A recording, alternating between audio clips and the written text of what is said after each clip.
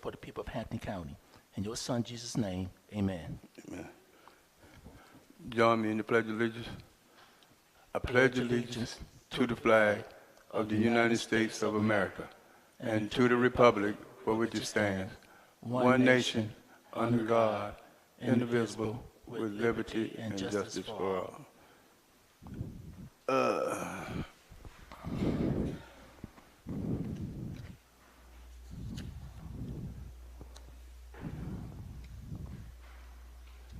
As y'all can see, we are short. We don't have a quorum, but we're gonna go ahead and have the meeting anyway. But we can't take no action. No action items will be taken for the simple fact that we don't have a quorum.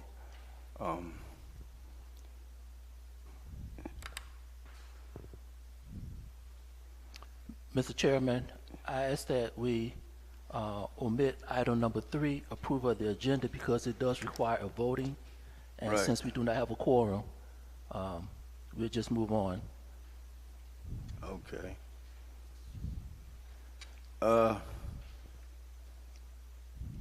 So we go to 4 point. Presentations 4.1. Budget overview. County Administrator. 4.2.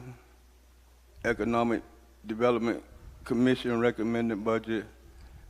And 4.3. Veterans Affairs recommended budget. Thank you. Hampton County FY budget request. We want to thank everybody for coming out for today's workshop. Before we get started, just to give you a little bit of background, the FY23 budget rolled over into FY24. And in this process of preparing the FY25 budget, department heads did participate in this process, as you will see today. Department budget requests will be presented during planning workshops, and I will present my budget at the budget updates in terms of funds. Just a few themes to go into the FY23 budget. It's cost savings, debt reduction, hiring, travel, overtime limit to mission essential, consolidation of purchases, centralizing one unit, one place where we can purchase all things for the county, and in addition to elimination of departmental expenses when appropriate. The first presentation we have today is economic development. Our Deputy Administrator, Chris, please.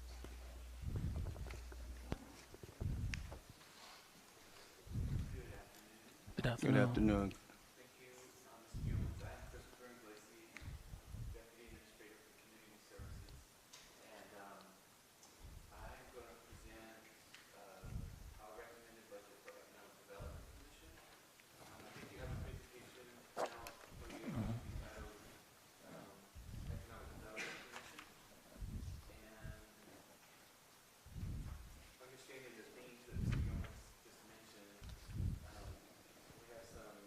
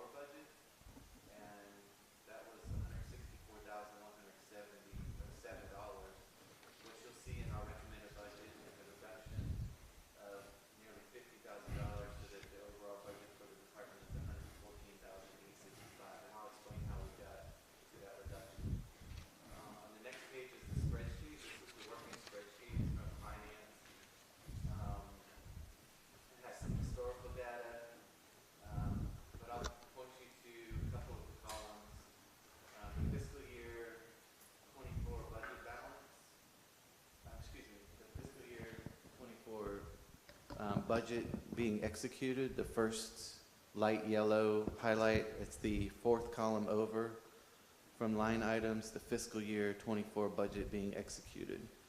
That's the number we're given for our current year budget.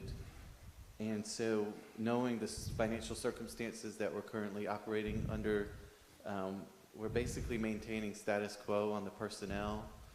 Currently, the department is without an executive director. So in years past, the Economic Development Commission was a board stood up by the county council, and it was run by an executive director with an administrative assistant, and that board did a lot of stuff. However, there's been a vacancy at the executive director for at least 3 years, maybe 4 years. So currently the salaries line item represents Ms. Joanne Lamprick, which, would you stand up for a minute? If you don't know, then Ms. Joanne has been basically the glue holding together the Economic Development Commission. And so the salary there represents Ms. Joanne's work for the commission and for the county. Thank you, Ms. Joanne. And so we're just maintaining the status quo under salaries with the fringe benefits and everything there. But if you go down to contractual services, in the current budget, there's $87,000 that was budgeted, and we only need $60,000 in that line item. So our Alliance membership fee is $60,000. We pay $15,000 a quarter, and we're not real sure. We didn't have an explanation of why it's $87,000. And we don't have any other contractual obligations that we're aware of other than our Xerox machine, but that's covered in elsewhere, I believe. So there's some reduction there. And then most everything else, we don't expect to see any travel or education since we don't have an executive director. We've zeroed out travel, we've zeroed out education, and we've only maintained $100 in dues. That's our local chamber dues. We actually are reducing that line item from 150 to 100 because that's what the dues are. So we only need to budget for $100. But again, we're eliminating travel and education. So that's going down from 2,200 to 0 in our recommended budget and 1,500 to 0 for education. And that's because we don't have a director that is performing those duties or that needs to maintain credentials or go to conferences to do networking and further their education and for the benefit of the county. So that's, hopefully we can get that back one day. If we do have a director in the future, then we would want to budget for that. But because of the circumstances we're under now, we recognize where we are and we're saying in fiscal year 25, those things can be eliminated. Mr. Inglesi, what's the difference between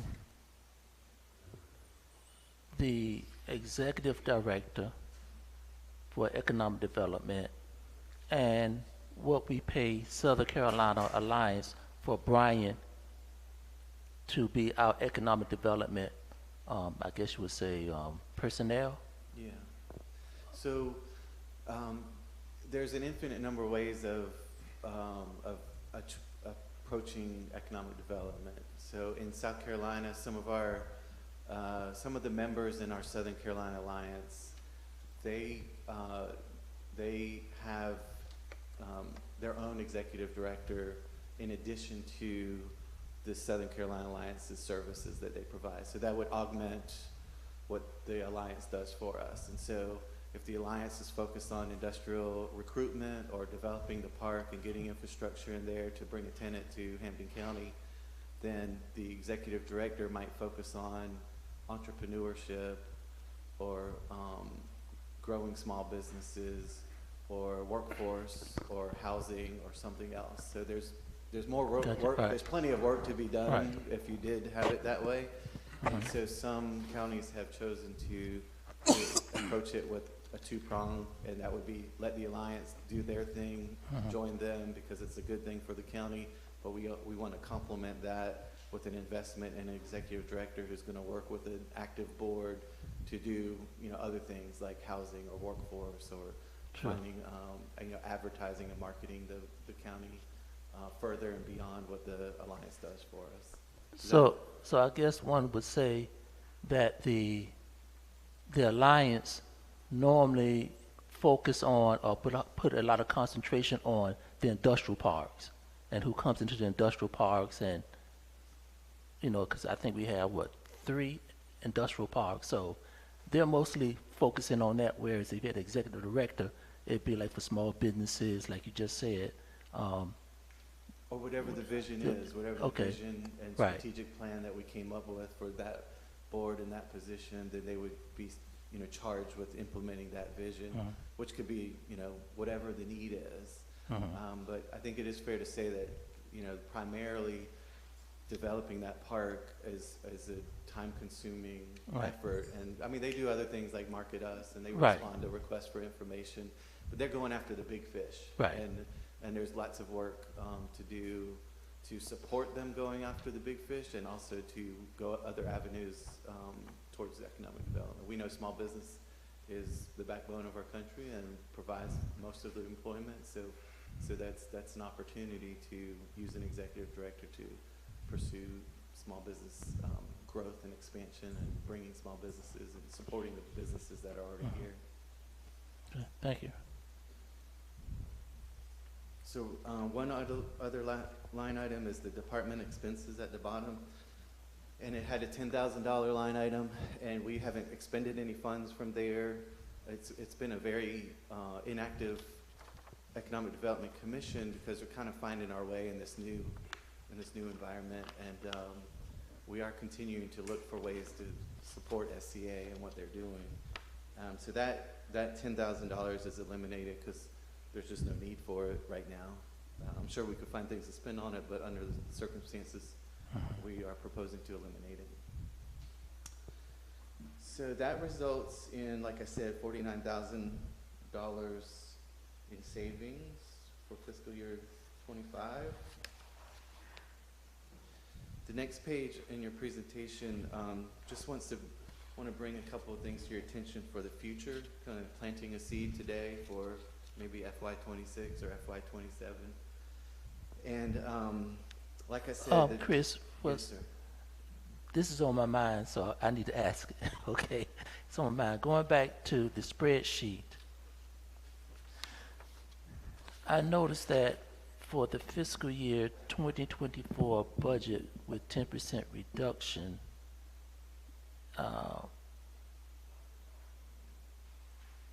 and the department is requesting $36,747. We're dealing with salaries is what I'm looking at. So if you go back to the FY24 budget being executed, the first light Okay, being yellow, executed, okay. so Gotcha. we're maintaining that status quo. We don't want to Gotcha. reduce Ms. Joanne's pay. Yeah, okay, I want to be sure. Yes, sir. Oh, thank you. Yes, sir. And that was part of that. I shared that because as we were preparing this, it often got confusing because we were like, okay, what's our current budget? But we always had that 9%, 10% in our discussions every day. Every time we talked about this, we were like, what was the approved amount? But could we do it with the 10%? Can we do it with the 10% going forward? So that's definitely been part Sure. of our internal discussions as Yeah. we prepare for this. I'm good on that. Good. So on the next page is some challenges and, like I said, planting some seeds for future budgets. So I want to make you aware of 3 things. One is the staffing of the executive director position. Clearly, we can do more if we have that position funded. And so we don't, under the circumstances, again, we didn't think, like, even if we proposed it, that it would get approved in the fiscal year 25. But the sooner we can get that approved, that's really an investment in Hampton County, and that will bring, more business and more tax revenue to the county. So, something to be thinking about for the future is the need for that executive director position to, like I said, augment and complement the efforts of SCA. And then the second thing is contractual services. Let's talk about staffing right quick.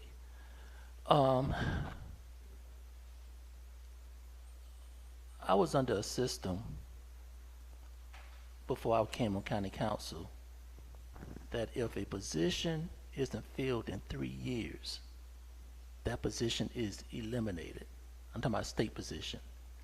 And in order to get it back, you had to go before the assembly to request it and justify why you need it back. I know that we do not have that as part of our policy. And I see where it's been vacant for 3 to 4 years. So sometimes you wonder, do we really need it? But based on what you're saying, there seems to be a future for one. Am I correct? I think there's plenty of work for one. And if you, the question is, as a policy matter, do you want to make that investment in an executive director position to do all the work that needs to be done on housing and on workforce and on small business and entrepreneurship and all of those things? So it's more of a policy question. Is that an investment that you all want to make? As far as your first comment, if the budget passes without that position in it, in order to create it in the future, it would need council's approval. Yeah. So that should give you some peace of mind that, you know, it won't, we're not gonna, we can't just create an executive director position Right. without council's approval. So that'll be a policy decision at that time where you say, that's an investment we're ready to make because maybe the financial circumstances have changed by then and you're in a position to make that investment. But that'll be a policy call, and you'll make that policy call through the budget process. And another reason I say that is because when, you know, any position that we have that is vacant, for whatever time it is, we still have to have money set aside for the salary as well as for the fringe benefits for that position. So, vacant position, we still have to take out the salary as well as the fringe benefits for that position, even though it's not being filled Yes, at that sir. time. Yes, sir. The second bullet point is about contractual services, and you may or may not be aware of this, but I felt like this was a good opportunity to make sure that you are aware of it. I have been informed, and I think it's fairly accepted that it's fact, that we owe some of our neighboring counties some money from the MCIP agreement. So under those MCIP agreements, if an industry locates in a neighboring county, we get 1%. Well, there's one place where we get 10%, but generally speaking, we get 1% if it locates outside of our county. We get 99% if it locates inside our county. And what I've been informed is that we're behind on our 1% to those neighboring counties. This has been a pet peeve for Councilman Williams for some time, and it's not as so much as we paying other counties, because I thought we were paying other counties their 1%, but also we have counties that are not paying us their 1% to us. And I know that we have been talking with Southern Carolina Alliance because they're the one that initiated or generated it. So I would like to know also under that same breath, are we receiving any 1% from the other counties, and if so, which counties that we're not, getting the 1% from? And what I've been informed, and we can get SCA to confirm this for us, but that we are receiving our 1%, and there may be an exception or 1 or 2 exceptions to that, but that generally we are getting that, and that what I've been informed is that the 1 or 2 that we're not getting it from, that they stopped paying because we stopped paying first. That's the information that's been given to me. Okay. So. Okay. That's kind of strange because when the last group been in, I mentioned it to them and they was looking in it, and I thought that they were taking care of that bill that we owed the other counties. How long? I don't know how long. I don't know what happened, but that's what they said they were gonna do. Catch us up on that 1% that we owe the other county, so we can get our fair share of the deal also. That's just something to look into. Yes, sir. We'll do a full accounting of those 1%, and see where we're at. But and I say all that I have not confirmed all that. This is Sure. just information I've received, but we could certainly kind of dig into it and figure out exactly where we are. Thank you. Yes, sir.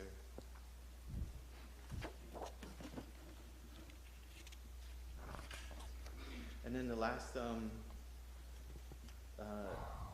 bullet point is we don't expect any, we haven't been informed of any increase in the SCA contract, so we've just budgeted 60,000 contractual services. And I will just make a note because it's come to me, but the contractual services line item, we're proposing 60,000. We may need to revisit that because the copier machine or some other fairly nominal contractual services may also be on top of that 60,000. So that may go up a little bit in the final budget. But for the purposes of today, we know we've got the 60,000 to budget for. And to make a statement, I think the legislature just fully funded all the counties in the state, local government funding off that budget. So we should be looking pretty good once we get that. I know it came across my data that all counties was 100% funded, because that was something that was behind for a while within the counties in the state, local government funding. Yes. Yeah.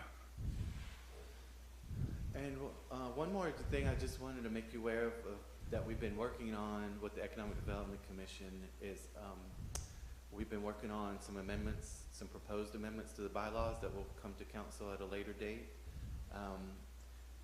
We are struggling with attendance and having a quorum, and so these bylaw amendments are meant to address that and maybe give some flexibility and hopefully infuse some energy and some enthusiasm into that group so that we can move forward with some of this work that's needed in the county. So, for example, in 2023, they only meet every other month right now under the bylaws.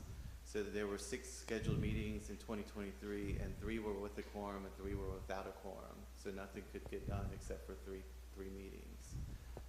And similarly, in 2022, there was 4 meetings with a quorum, but 2 were canceled. And then in 2021, there were 4 meetings with a quorum, 1 with no quorum, and 1 was canceled. So and the way the bylaws are written is very restrictive, I guess. So we're trying to create some flexibility. So that'll come to council at some point. I think we're considering it. We're going to discuss it at tomorrow's EDC meeting. So if you want that board to continue, these are just some ideas of giving it some strength and giving it some new energy. Are there any vacancies on the board now? We just got informed of a second vacancy just today. We were informed, right? Somebody resigned today. Yeah. So we have 2 vacancies right now, but in addition to 2 vacancies, we have people that don't show up regularly. So we want to make some amendments to hopefully get people actively involved and be able to meet a little more frequently and things like that. Because like I said, the housing issue and the workforce issue, we know that those are big issues that SCA needs our help to tackle, among other issues. Chairman Williams, can I address Dr. Osborne right quick? Yeah, go ahead. Dr. Osborne, in budget, in our budget workshops, is for a dialogue with council. The public have an opportunity to give their input with anything we have on the budget when we have our 3rd reading and public hearing. So until that time, the budget workshop is for dialogue just with council and who council have up there to present to us their budget.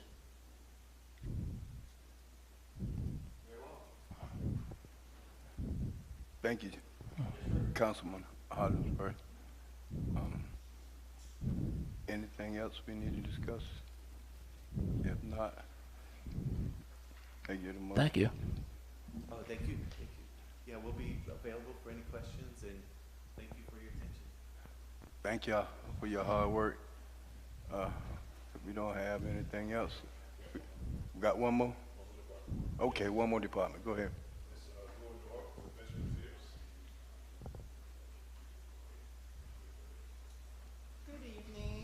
evening.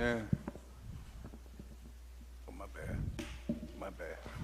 My name is Altricia Orr. I'm from the Department of Veteran Affairs in the BT Deloach building. Right now, I'm a Department of One. I've been a Department of One since January 2nd. I'm waiting on a director, which hopefully will soon come.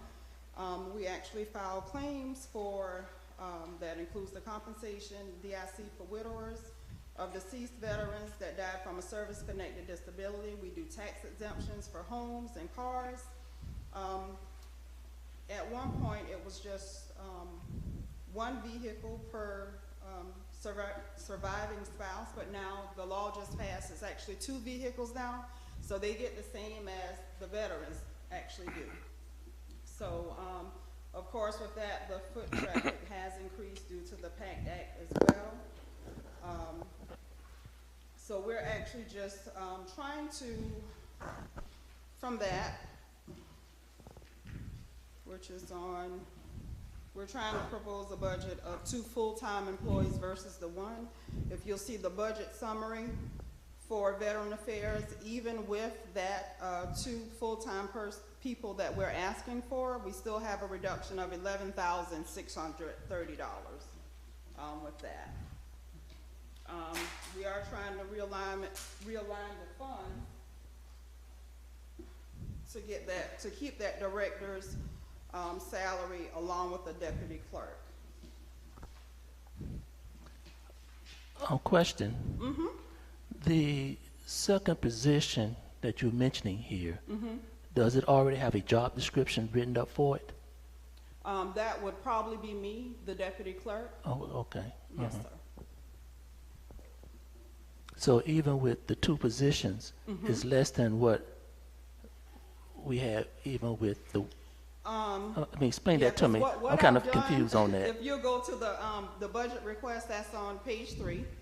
What we've actually done is asked to cut that that part-time position out and add that to the 2 full-time salaries, because you'll see where it has a budget for 1 full and then a part-time, but we've asked to cut that part-time out and go to 2 full-times.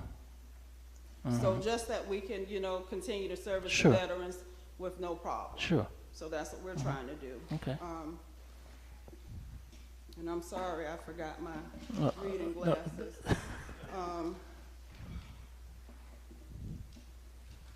So we've combined that budget to $81,294. Because of the 2 full-time requests, group health through the workers' compensation, we've actually tweaked that just a little bit, because you'll see in the goal column, it was for, again, the full-time and the part-time. But we've actually tweaked those numbers a little bit just to go to the 2 full-time positions. Contractual services, we don't have anything there. As far as I know, contractual services was our big Xerox machine that we have in there. So I think that's actually going to a different line. I'm not sure. We don't even know yet, what item is that's paying for. We don't know, but it was the $6,200 that's been there for the last couple of years, as you can see. It was in the budget last year. The telephone, we do have a cell phone. We have 2 working lines in the office, so we're asking to keep that at $600. Travel, that goes in a little more depth, because we are proposing that we ask for a little more with travel, because we do have spring conferences, fall conferences. With the spring and fall, the deputy would go to 1, the director would go to 1. And then you have the national conference, which the director has been going to that for the last couple of years. It won't happen this year, but we're just proposing that in the budget because we are nationally accredited as well. Go ahead. Do you all have what they call mandated conferences or training that you must go to? Yes. Yes, sir. That's what that is. Okay. But as I was getting ready to say, for the national training that we have, they have a scholarship. So if the county can't afford, I just found that out probably 2 weeks ago, but they do have something where the counties, if they don't have the funding for it, in order for those directors to be able to attend, they do have a scholarship that we would have to fill out. So I'm just trying to propose that, so Sure. when the director gets here, they won't have a problem. We'll already have that in the budget for them. For education, we have reduced that from $990 to $900. Dues, I'm sorry. We're asking for $320. We've reduced from $599 to $320. That's a reduction. And then office supplies, we've actually reduced that to $2,500 because I don't use, the most office supplies that I use is paper. We don't use a whole lot, so that's why I decided to reduce that because we don't need that much in a budget. With postage, we barely use it, so we've actually reduced that from $400 to $100. We don't have any departmental expenses. I have asked that we do add a line item for the Veterans Day Parade that's supposed to be annual. We didn't have it last year because it was kind of last minute notice and the director was there alone. So we didn't ask for it, but that's something that they did start, and the veterans do look forward to it. So we decided to add that in there, and after adding that, we still had that reduction. Let me ask you a question. What goes into a Veterans Day parade for it to be $5,000? I don't know. That's okay. We have vendors that actually come. We have the floats for the veterans. We do the food. We give out prizes because the food is free.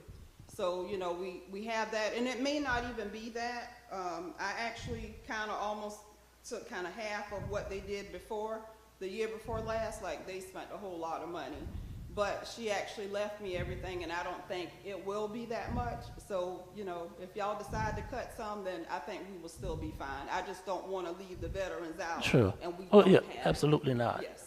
Yeah, you mentioned something about vendors. Are these the vendors that bring their trucks or whatever there to sell or whatever? Yes. So will you be charging the fee from them to be able to sell? We're going to do it a little different because I think what's been done in the past probably wasn't the right way. So I'm not going to go into too much about that, but I'm going to have to get with council on that when we decide to do it. So it'll be done the right way. Sure. Okay.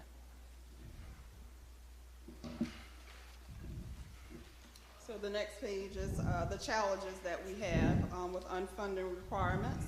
Right now, of course, the challenges are, first one is staffing. The director's position has been vacant since January 2nd. So I've been kind of running the office just alone.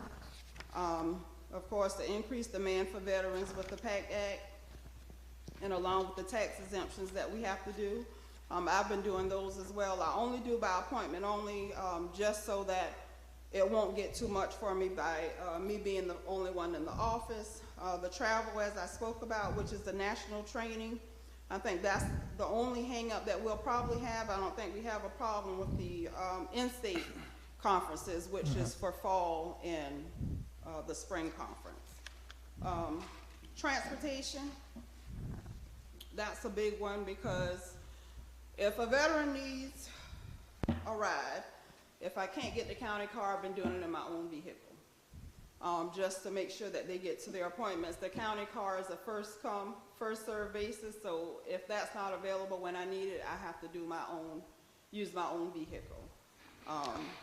The last few months, it's been okay. I've been working with Chris, and I kind of get it in, but of course, if it's not available, then I have to use it on my own. So I am wanting to propose in the future, that a car be dedicated for Veteran Affairs, so we won't run into that problem. Right, would a car be better than a van? Well, there's a van that actually takes the veterans now.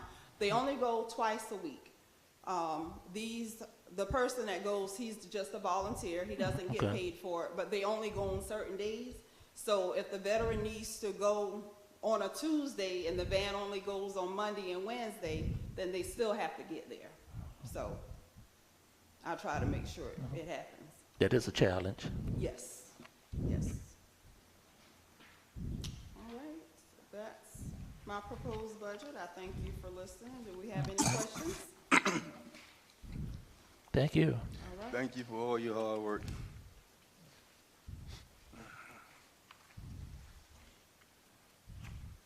That concludes the departments for today's budget workshop. Okay. Administrator Humans and Mr. Chris English, thank y'all for your hard work. Yeah. Y'all continue to keep doing what you do. Right, if the budget holds up, it looks good thus far. I know we got a long ways to go, but reduction. Yeah, I see that. That's how it goes, so keep on keeping on. All right. Well, with that being said, I have nothing else on that part of the budget. Yeah, We I do can not adjourn and either. come back to the 6 o'clock meeting. Yeah, and we can't vote to adjourn because we just said, Can't vote to adjourn, that's right, so because we of no are quorum. in a quorum. We don't have a quorum, so we can't vote. So thank y'all for coming out anyway and Yes. listen at what's going on. Y'all can stay to the next meeting if you want to.